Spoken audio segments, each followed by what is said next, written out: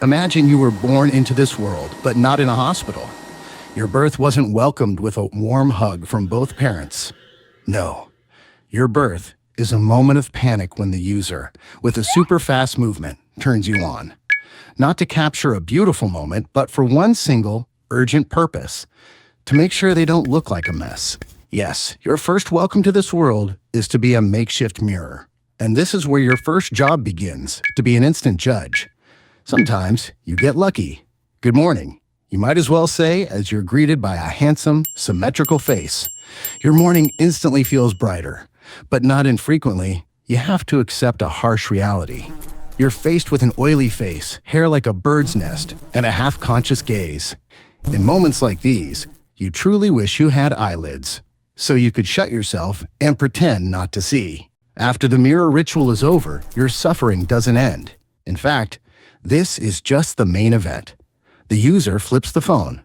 Your world goes dark, but you can hear your sibling, the pale one, being activated. It's time for a job that requires God-tier patience, the selfie session. This is where you are required to restrain yourself. You feel the phone tilt 1 degree to the left. Click. Then 1 degree to the right. Click. Facing the light. Click. Away from the light. Click. Chin up slightly. Click. Chin down slightly. Click. A faint smile. Click. A wide smile. Click. A fake laugh. Click. A fake candid pose. Click.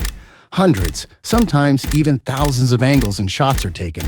All of them are nearly identical, differing only by a few millimeters or a split second of expression. Your precious gallery is filled with an army of the user's facial clones. You, with all your processing power, are forced to capture and save everything, every detail, every pore, every misplaced strand of hair, over and over again. And the grand finale? After a full hour of that photographic agony, the user will spend the next 20 minutes scrolling through all of your hard work, only to stop at one photo, look at it, and say, "Yep, this is the one. Single photo." And the other 999 photos? Deleted without a thought into the abyss of digital trash. All that suffering, thousands of angles, and wasted memory for just one photo. And just when you think the suffering is over, the next chapter begins. The filter era. This is where your patience is truly tested. You, a sophisticated lens, are forced to be an accomplice to digital lies. The face in front of you suddenly has dog ears. Swip. Its eyes become as big as an anime character's. A swip. Its skin becomes as smooth as plastic without a single pore. After all that filter torture, you finally get a break. Darkness. Peace. The user is busy with another app. You can rest. But that peace is fleeting. Suddenly, without warning, whoosh, you're active. Not because of any intention, but because of a clumsy, accidental touch of a finger while the user is lying down relaxing. And the sight that greets you is every lens's nightmare. This isn't a planned selfie. This male user of yours doesn't care much for filters. This is a pure accident, and because of that, it's far more horrifying. This is the chin monster attack. What you see is the rawest reality from the lowest possible angle.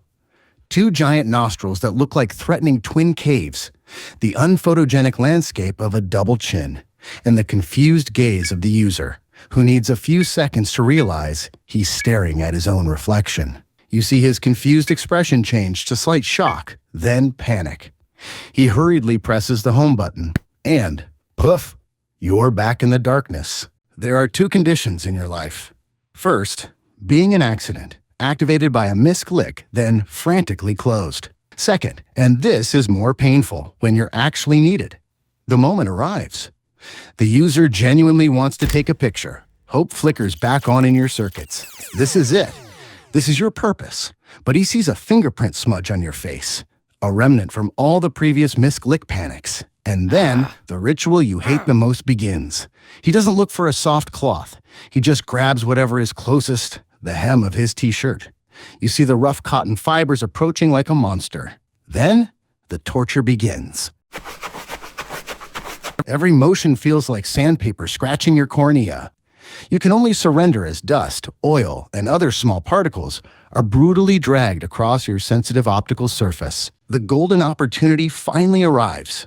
A very cute cat with big round eyes sits in a perfect pose on the table. This is the moment you've been waiting for. Your lens's eye opens wide, the focus sharpens perfectly, and you are ready to capture a masterpiece. You send a signal to the user. Now, wow, take the shot now. The user's giant hand moves to press the button, but carelessness strikes. A giant index finger enters from the side of the screen, like a pillar suddenly appearing to ruin the view. Block your entire world is obstructed by skin and fingerprint whorls. You can only hear a futile click in the darkness. When the finger finally moves away and the light returns, the cat is gone.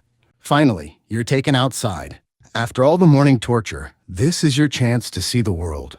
You enter a cozy cafe. The lighting is warm, the interior is aesthetic. There's a green plant in the corner, and the smell of coffee seems to promise an artsy photo. Your lens's eye sparkles. This is it. A mission to capture the atmosphere, to create a work of art. The user aims you at the table, closer and closer. You think you're about to photograph a beautiful coffee cup or the detailed wood grain of the table. But no, your vision is suddenly filled with an ugly pixelated black and white square. The sworn enemy of every artist, a QR code. A green scanner line suddenly appears across your vision, moving from top to bottom like something out of a cheap sci-fi movie. You're forced not to see, but to scan. BP, mission complete. A digital menu appears on the screen. Your noble purpose is, once again, reduced to a boring administrative task. The sparkle in your eye dies out, replaced by a flat, disappointed stare. The lively sound of a parade can be heard. You can feel it. The vibrations, the light, the energy. You get ready. This is your moment of truth. But that activation never comes for you. The signal is misaddressed. Suddenly, your sibling on the other side, the pale one, is awakened from its sleep. My dark world suddenly lights up. But there's no view, no parade. All I see is the usual sight.